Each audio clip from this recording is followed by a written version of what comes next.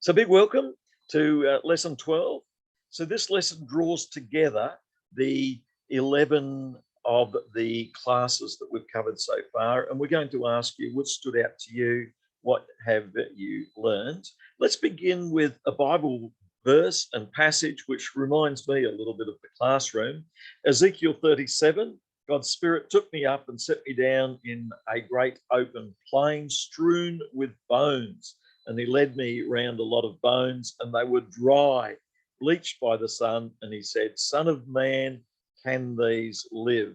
And this reminds me of sometimes classrooms when you wonder whether the students can find life and vitality and understanding. And certainly a third of the class will really do well, but there'll be some in the class who will struggle a bit. And God said to the prophet Ezekiel, prophesy, dry bones, listen to the message of God. And so he prophesied and he spoke, and life came, and they came to life. And so hopefully this is the miracle that you experience. As we read this passage, Reuben, what does the passage say to you when you read this passage from Ezekiel 37? God's Spirit set me in the midst of a valley of dry bones, and then God said, can the bones live?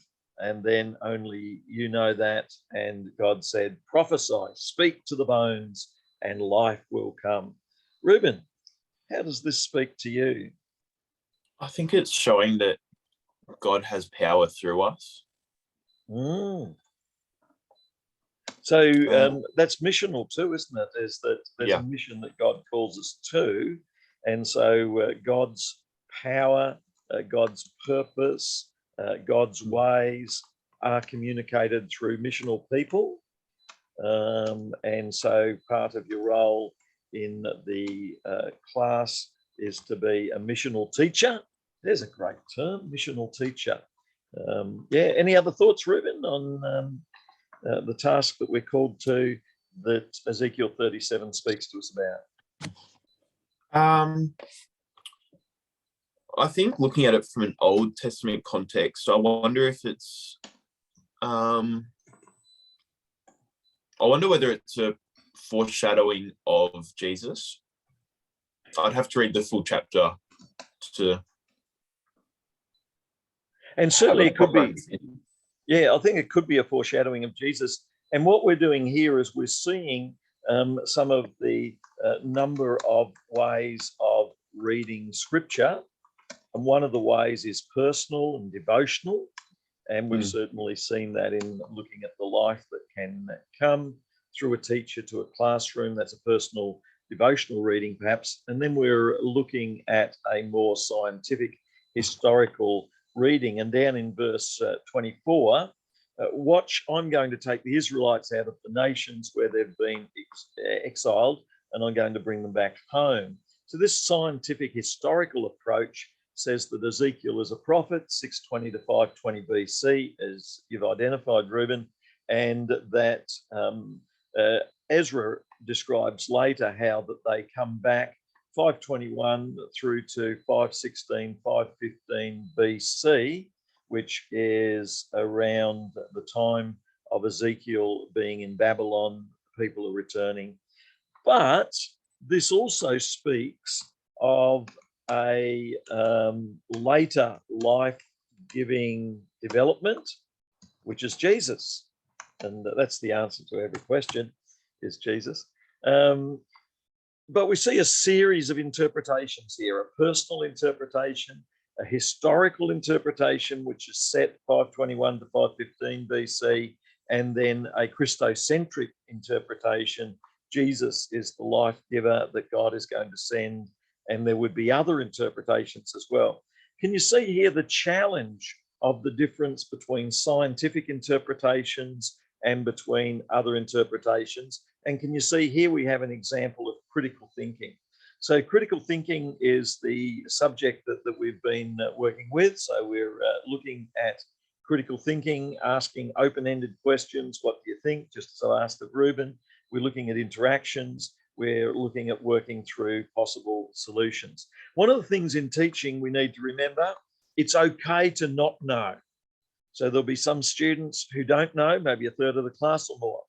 And if you're teaching new stuff, then you would expect that maybe 80, 90% of the class or 100% may not know. It's also okay to be wrong, because if students are learning something the first time, we need to provide safe space where students can be wrong. So strong teachers teach critically, they teach critical thinking, they model critical thinking, they model the art of analysing and evaluating activities and ways of thinking. Critical thinkers decide how and when they're going to teach in a certain way, how to assess progress, how to offer feedback, how to cope with diversity. Students come from different backgrounds, how to reflect, how to encourage resilience, because students and teachers won't always get it wrong, but we've got to bounce back when things don't go so well. We've got to continue on. And so we used a diagram to look at some of the ways in which we examine critical thinking and knowledge. And we said there are fields of knowledge, such as subjects you teach, maths, science, history, social science, art, music. And then there are also methods of knowing. And the methods of knowing can include mathematical methods, scientific methods, language methods, sensory methods, intuitions, logical reasoning, imagination. So these are all valuable aspects of ways in which we think. And in this class, we've sought to encourage a holistic understanding of education that values the scientific, mathematical, objective, task-oriented model of learning, but it also values the creative, imaginative, even the physical dance and physical education. It looks at values and it respects difference, that students can have different values and come from different cultures as well. So there's many different ways of knowing. And in the first 2 or 3 classes, we focused on the more scientific, critical ways of knowing, empirical knowledge. And then in the other classes, we moved on to the more complex ways of knowing, values, emotion, ethics, art and aesthetics.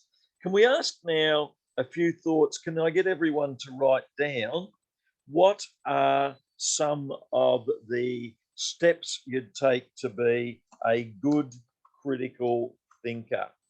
So if you were to be a good critical thinker, or if you were to teach this and model this in your classroom, what are some of the characteristics of a good critical thinker?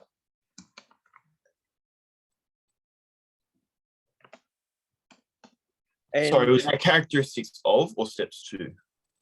Both. Okay. So what are the steps to becoming a good critical thinker, and what are the characteristics of a good critical thinker? And in writing your essays, we hope that you show some of these characteristics of a good critical thinker. We hope your essays aren't just subjective, but they are more objective. So they're not just what I feel, and we had a whole lesson showing that's important, but in a scholarly essay, you need objective, that is scholar X says, and the evidence is. So we hope that's in your essay, and that there are lots of references that show you've considered these scholars and you've considered viewpoints. Ruben, what would be some of the characteristics that you identify? And then Noah. Yep, great. I've got 2 down so far. I said objective observance where possible, like you just mentioned, really, and then acknowledging that we have bias. So it's not always possible to be completely objective. So it might be better to come out and, like we have in our past assessments with our journal entries, to show we have preconceived connotations. So why is it making me think this way? And certainly related to the preconceptions are culture. We come from a particular cultural background. History, we live at a particular time in history. Worldview, our background, culture and worldview, our family background, all of those influences. And every student is going to have these. And we're not saying they're right or wrong. We're saying be self-aware, know yourself. And so if you are self-aware, then you can take responsibility for making decisions. Noah, what are some characteristics of a good critical thinker? How can you develop good critical thinking? I reckon not just taking everything at face value. You don't just go, oh, someone said this, it must be true. But you're still questioning that and you're going, well, why is that? And then you go one step further and go, okay, if this is how it is, why is it like that? And what does that mean for me going forward? How can I use that knowledge to my advantage when planning, dealing with children, whatever it is? And I think also just having a curious mind and wanting to understand on a deeper level things that are there rather than just going, oh, this is the way it's always been done, so this is the way I'm going to do it. And it's very important, as you say, to be asking questions. And we remember Socrates and the Socratic method. And it's important to develop a deeper level of understanding. And so when we say don't just yell at students, but get them to own their decisions and ask, why did you do this? We then look for a deeper level of understanding of responsibility there. And we might, these days, you go to Google Scholar or go to your college and university library and you can look up reasons for this. And this is why you do your years of study, is to develop this knowledge. And then we also look at practically how we use this knowledge. So we spent lesson 1 looking at the empirical, more scientific approach of knowledge, critical thinking. It's observing. Do you remember we used the term grounded theory? So Josiah or someone, do you remember what is meant by grounded theory? Yeah, what is grounded theory? I'll be honest, I remember the term being used. I don't fully remember what it referred to. Yep, so it means, any hands going up? Someone want to tell us about what grounded theory refers to? So it's going from the ground up, it's observing, it's not, yeah? Yeah, sorry, I'm just hearing what you're saying. I'm like, oh, I can recall that. I didn't realize my mic was on. So good. So grounded theory is what you observe rather than going in with prejudices. So rather than reading, rather than prejudice by reading other material first, grounded theory starts with observing. So if you're going to write down how the students are doing, rather than asking last year's teacher how they're doing, you actually start by observing themselves. Can anyone think of the weakness of grounded theory? Working from the ground up, making observations, describing what's happening.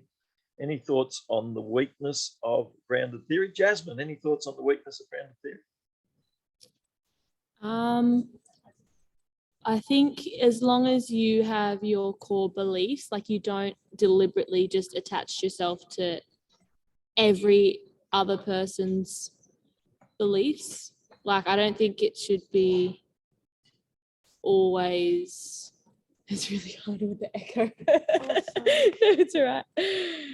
Yeah, if that makes sense. Yeah, so we've got insufficient use of other resources, that is last year's teachers and other reports. And so, and we could do scholarly research. And so there is a weakness in that. It's good to do a literature review. It's good to gather material. But as you said, you've got to realize that you're gathering prejudices and biases every time you gather material. And as long as you're aware of the prejudices and biases, then grounded theory is going to be useful. In the first week, we looked at rationalism, that is logically thinking things through, and mathematics. You can't necessarily observe all of mathematics, but you can observe and you can rationalize and work things through. So there are laws and theories, generalizations that we can use. Then we moved on in later lessons to look at those ways of knowing that go beyond the scientific observation. They include ethics and moral knowledge and how people conduct themselves. And yes, you can do scientific observation, but morals often go deeper to what do you believe? What are the cores of your core beliefs? And some people believe that you could just punch anyone, but we live in a society and you can't do that. And so we need to think through what's the basis of our belief. And as Christians, our basis is the love of God for us, love for one another, love for self, values that come to us through Scripture. And so ethics as a very important topic that we looked at. Can someone think of what are some of the reasons for us holding values and ethics in what we do? Josiah, what would you say are the reasons for holding ethics and values? If we're talking about like their origins and where they developed from, I'd say a lot of it would come from family, even the broader sense of consciousness, which we believe in as Christians, or a conscience, sorry, not consciousness, and kind of the societal institutions from which we were raised. And that raises a very interesting observation that societies know what is wrong. I like the point you raised, Josiah. We all have an individual conscience, but societies also have a societal conscience. And we see this on the news. We see these reflections on social conscience. And so we can expect our students will have a conscience. They'll be aware of what's right and wrong, and we're going to encourage them to reflect on that. There's also knowledge that's more personal. And in subjects like art and music, we may encourage personal knowledge, but we'll also balance that with there are principles in art and there are principles in music. We'll encourage students to keep a journal. And so there'll be principles there of journal writing, but there'll also be personal writing there as well.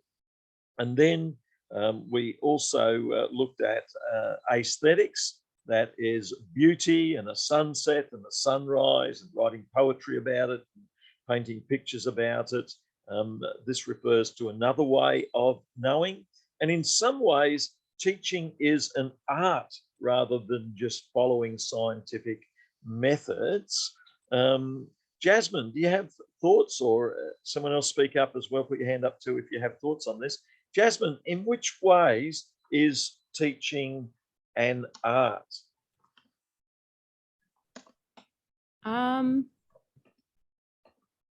Well, I think art is something where there's very much a personal infusion of your own beliefs and your own thinking, which what makes it creative and what makes it unique. So every teacher uses their own beliefs to teach others, and therefore it makes it creative.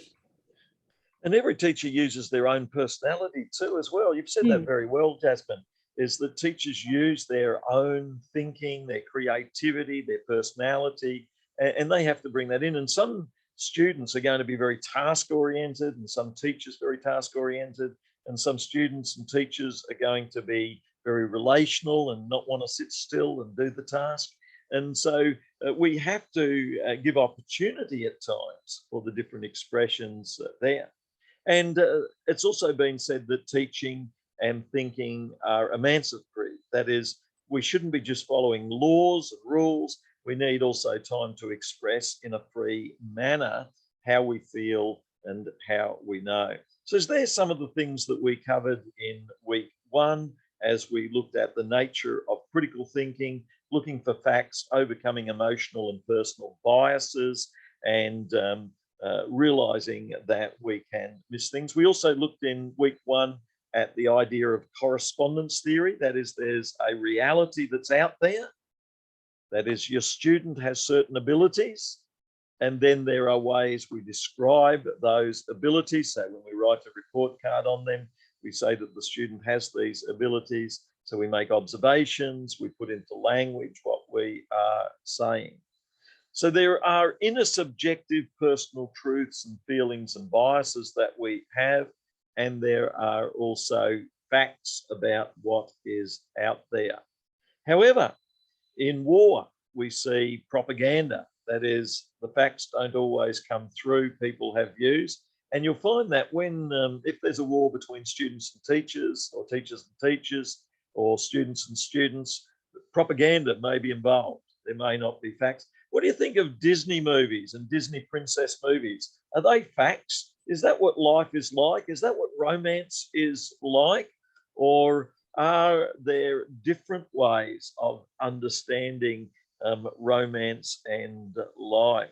Josiah, what are your thoughts on, and then we could ask someone like Josie or someone about what she thinks about the, or Jasmine.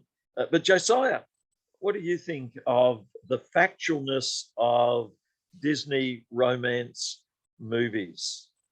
Well, thus far in my experience of kissing frogs, none of them have turned into a princess. So I'm gonna say probably not that factual. Yes.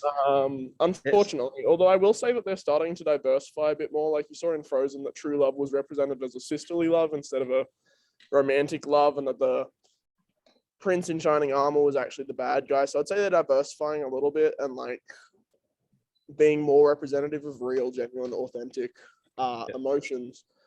But I'd say traditionally they're pretty fantastical. Yes. And we see here the way in which science could describe relationships, but good humanities goes further. Good poetry and English and good novels, Shakespeare or Charles Dickens could go further in the humanities to describe these relationships and love. Josie, your thoughts on Disney and its accuracy in describing relationships? I think that I agree with Josiah that there's definitely developments that have become realistic in some sense. But I think like more of the traditional original ones, they've definitely skewed reality. But I think that's also like one of the points to which they created them, those to bring a different perspective or to create an image that people want to see. But I definitely think that it's not a realistic representation of real life. I like what you say about the reason they were created is a certain escapism and hope. And so we do read a book or watch a movie for different reasons. Sometimes we read it to be scared, and so there's a horror movie. Sometimes we go on a roller coaster for the same reason. So there are different reasons. We need to understand the different genres and why they're there and the different reasons for those. Jasmine, do you have any thoughts on Disney movies and the accuracy of what they are doing to communicate truth? Yeah, I definitely agree with Josie. I think there's it's not always completely accurate to the world, but I must say over the last 100 or so years that they've been making them, they've definitely attempted to be more truthful. I mean, with romance, it might be a bit exaggerated, but I know with Moana and the new Raya, the Last Dragon, they go into the culture and they immerse themselves and they find the correct way of doing things. So I think they're getting better at being more truthful, but there's always going to be an element of fantasy because, like Josie said, that's kind of the point. And Jasmine, do you think they can teach our students quite a bit? I guess if you're doing one of these relationship education classes, you could put up scientific facts and put numbers and statistics up, but you could also show a couple of minutes from Frozen. Do you think movies like Frozen and Disney movies and Moana can be useful in teaching students about relationships, and why is that? Yeah, definitely. I mean, I always remember in like primary school and high school, if teachers were trying to make a point about relationships or conflict, they'd often get a Disney movie or a kids movie, and that's how I remember it. Like, I don't remember the fancy words that they use. I remember the visual reference to a movie that I love or a movie that everyone's seen. And I think it's really important to communicate relationships that way. Yeah, so here we're using the humanities rather than science to understand truth. Here we're talking about the use of story and narrative. And that's one of the things we'll be talking a bit about quite a bit today, is the way in which, yes, you need statistics, yes, you need science, but you also need to recognize that human beings are more complex. And so story and narrative are going to be important. We need to also recognize the importance of historical truth. That is, people are placed in the flow of history. And so you and I live in a particular time in history. We need to recognize the place of metaphysical truth. That is, where does everything come from? And so there are scientific theories about Big Bang Theory. Interestingly, the name is developed for the work of a Catholic priest from Belgium who develops this idea. So there's interesting twist and connection between Big Bang Theory and religion there, perhaps. There's complexities in all of these things. But what are your beliefs about the universe? Where do things come from? It's possibly bigger than just scientific study of chemistry can tell you. So if boy meets girl and walks over to girl and says scientifically, there are hormones moving in my bloodstream that are leading me to come over to your proximal direction, close to you.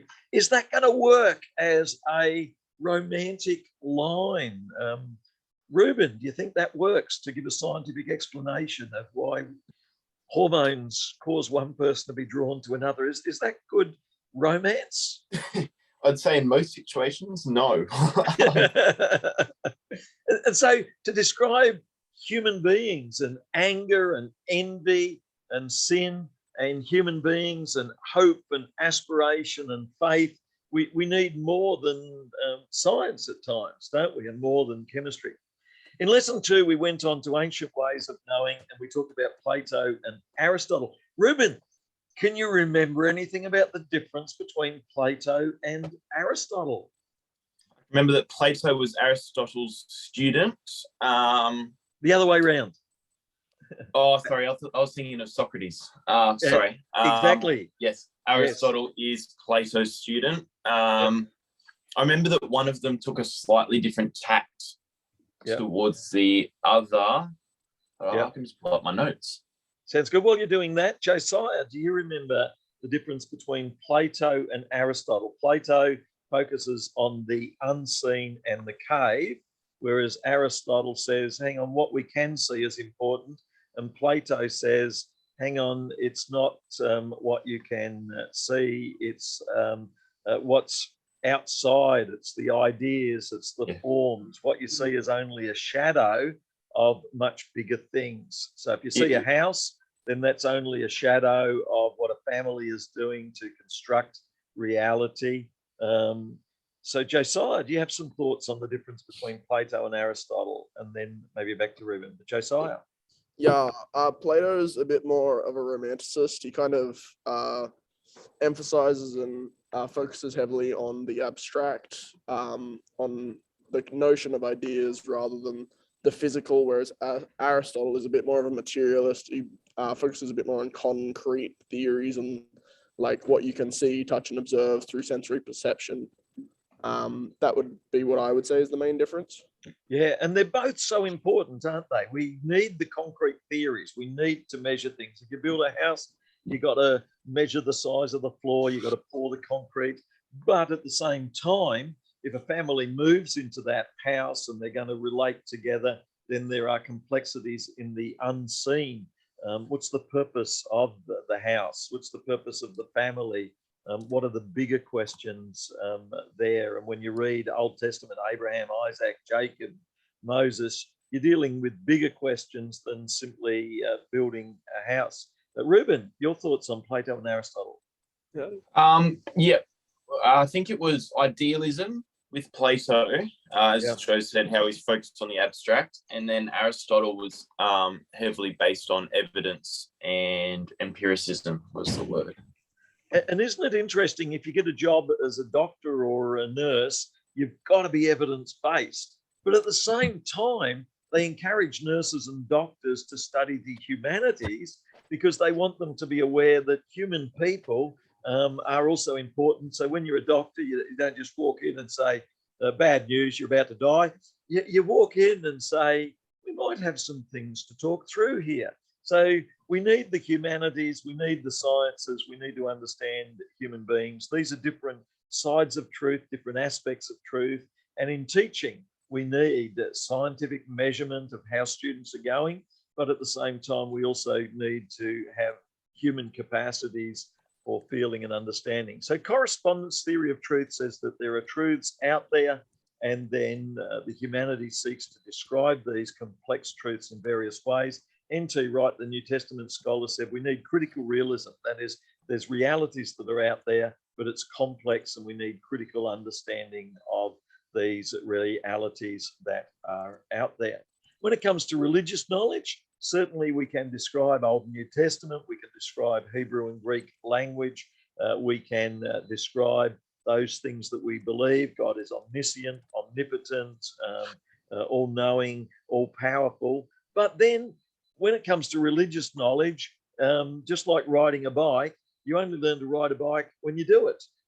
Just like ice skating, you only ice skate when you do it. Romance, you only really know romance when you're involved. And the same with religious knowledge. It's when you pray, it's when you read the word of God, when you allow God to speak to you, when you minister, that's when you really know religious knowledge. And so these are different ways of knowing, one being the more scientific and describing what is, the more factual, the left side of the brain, and the other being the more intuitive, experiential, the right side of the brain. And when you wrote your assignments on Indigenous knowledge, you became aware that Indigenous groups are often very oral, and the Western, after the printing press in 1500 AD, when we now have access to printed material, everyone can access printed material. And then in 1800, 1900, we have the radio, the TV, but we still have printed books, and many people still read. When you use oral language, you've got maybe 2,000 words. When you use printed material, you've now got 20,000 words. You've got a lot more words. You can do more with it. Can someone think, what's the benefits of the oral world? What's the benefit of the cities and the printed world that we live in today? Jasmine, your thoughts. Do you think the printed world in cities is better than the oral world on Pacific Islands, or is there a place for both? What are your thoughts, Jasmine? Yeah, I think there's definitely a place for both. It definitely depends on the individual as well. Like there's going to be some people that definitely, I keep using the word definitely, engage with oral learning, and then there's going to be people that engage with reading and written words. I personally like a blend of both, but every individual is different, so we have to be able to account for both of them. And does someone want to speak up for the value of written words? One of the things that I really like about written words is that you can write poetry and you can discover things that are in your subconscious. You can write songs and discover ways to express when you're very happy or sad. Josie, do you have some thoughts on the value of written words for us? I agree with what you've said about being able to explain different things more in depth, but I think there's also a great opportunity to hold and maintain like a perspective like over time. Like with history, written things have been preserved because of like written word. I guess you can do that with oral as well, but I think it's more of the physical thing that you can actually see and understand a bit better. And it's interesting that humanities often works more with written words. That is, it's only through written words that we can go back to 1500 AD and Martin Luther, and we can read what he's written, John Wesley in 1700. Without that, it would be much harder just through oral language. We can go back to the time of Jesus, and through Matthew, Mark, Luke, and John, we can read words that Jesus spoke back in 30 AD. And so written words are powerful at communicating the nature of human thought, what humans are thinking. So there's real value in written words. And so much of what we do at school has to do with written words, but we also encourage a place for oral communication at school, a place for singing, a place for dancing, a place for physical education. They're important as well. But it is so important to be able to engage with language and with written words. And so we had a whole class where we looked at language and literature. In week 4, we looked at historical perspectives and looked through history at biases in history. And then in week 5, we went on to look at mathematics and how mathematics can speak of the order that's in the universe, and that speaks of the order that's in God. And then science can also speak of the order that's in the universe and the order that we see in God and the things of God. And then in week 7, we went on to look at language and how important language is to help us understand objects and to help us understand life. And so that's why in schools, we put such an emphasis on learning reading, learning writing, learning how to work with words. And I think working with words, a bit like riding a bicycle, you learn it by doing it. If you want to become good with words, then read and write and do it. And also understand words often don't mean what we think they mean.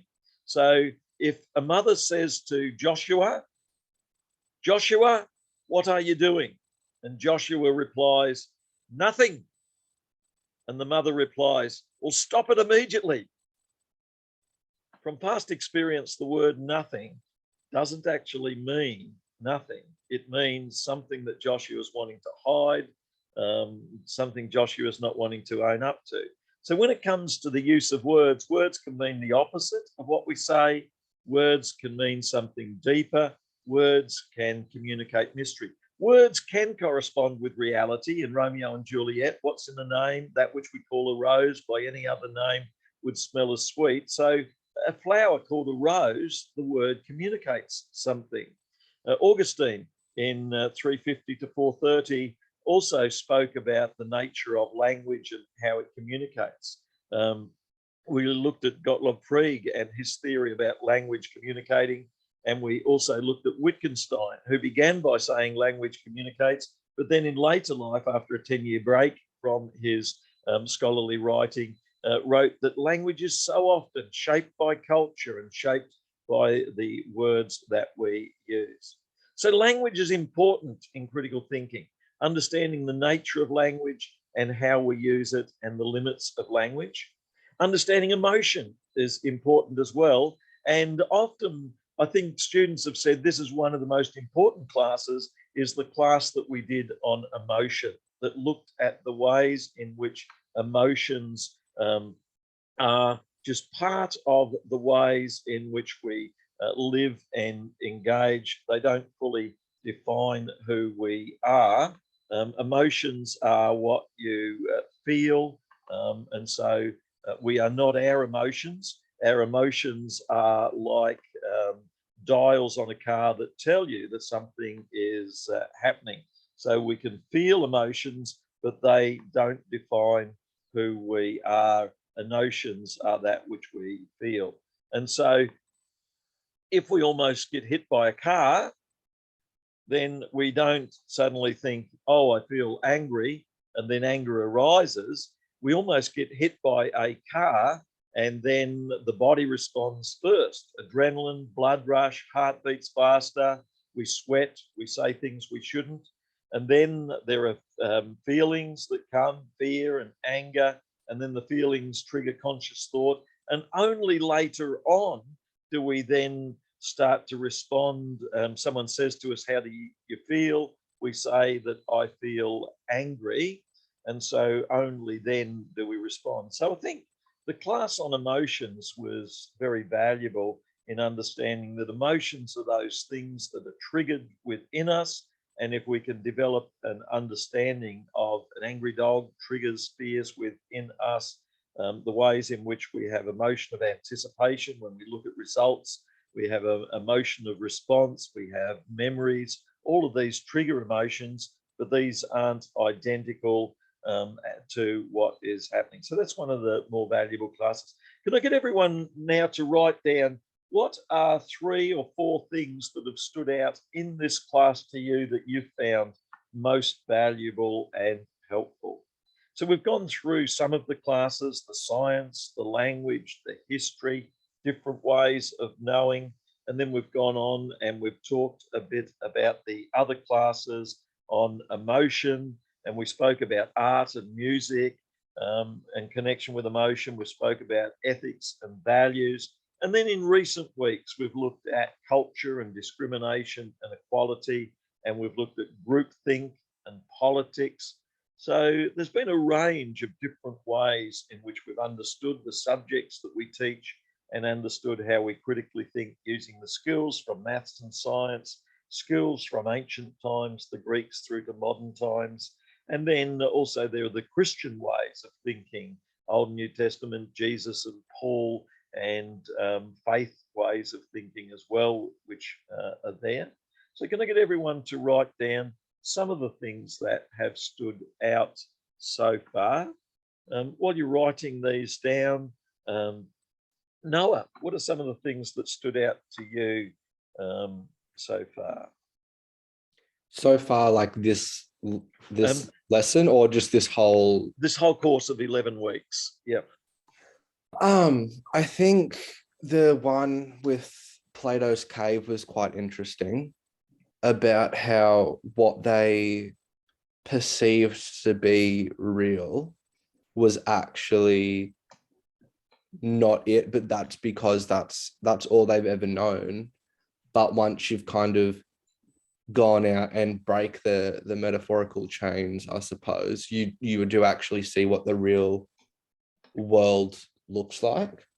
And I think it's an interesting thought, because it makes me question within my own teaching practice, what is it then what's my cave? What am I looking at that, oh, that's just what I've been used to, so it must be true. And that was really interesting. And if you've been brought up with parents or teachers that yell or put pressure on you, that's what you're used to.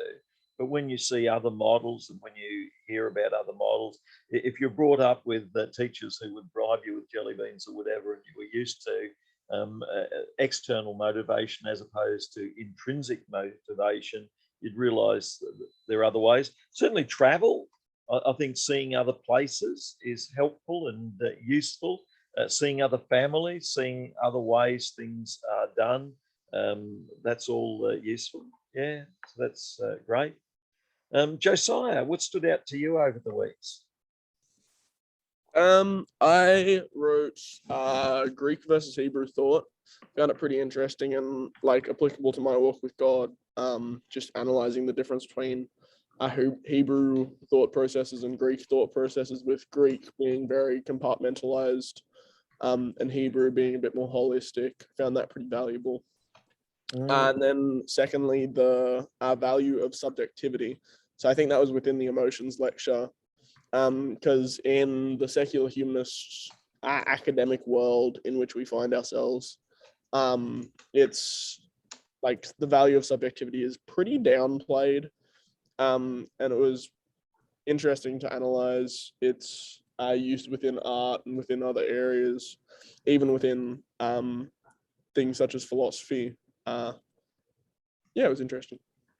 Yeah, and subjectivity and emotions is very valuable in art and music. but we often fail to recognize it in science and in mathematics. People have feelings about science, feelings about mathematics, and feelings about getting sums and science right and getting maths questions and science wrong. And so up until 15, 16, 1700, there was a lot more overlap and integration between the sciences and maths and the humanities and philosophy and religion. And it's only in recent times that there's been that breaking apart of the science to one side and humanities and poetry and music to the other. Whereas Leonardo da Vinci, he was an engineer and he built water systems. That was his job. And then he'd take a bit of time out and paint the Mona Lisa or the Last Supper. And even then, when he was painting, he was looking for the perfection of God. That is, what's the design that God has placed in the human hand or within the human body? And so his way of thinking was a mixture of brilliant engineering and maths and science, mixed with brilliant painting and also brilliant theology. And so you have this mixture, holistic way of thinking, Hebrew way of thinking, which you've described very well there, Josiah, as opposed to compartmentalizing all things. Let's take a break there and we'll come back in 10 minutes time and have a look further at the areas that we've covered. And we'll have a look a bit further at the humanities as a way of balancing the truths of science in maths and measurement and empiricism and using the senses and observation with the truths of humanities, describing emotion and describing the unseen and describing the ideas, building a bit on Aristotle and science and Plato and ideals. We'll look further at these different ways of knowing after the break. See you shortly.